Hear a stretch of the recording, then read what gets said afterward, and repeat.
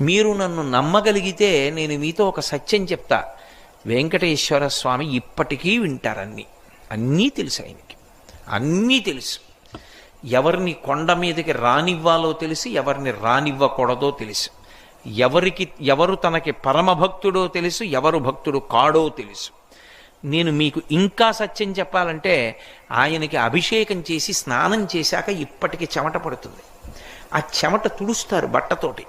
ఆ తుడిచిన బట్ట వాసన చూస్తే సువాసనలు వస్తాయి. మొన్ననే నేను వెంకటాచలం వెళ్ళినప్పుడు ఆయన ఒళ్ళు తుడిచిన బట్ట కళ్ళజోడు తీసేయమని నా కళ్ళ మీద పెట్టారు. పెడితే నాకు 1.5 గంట సేపు చల్లతనం వదలలేదు కళ్ళని పట్టుకుని.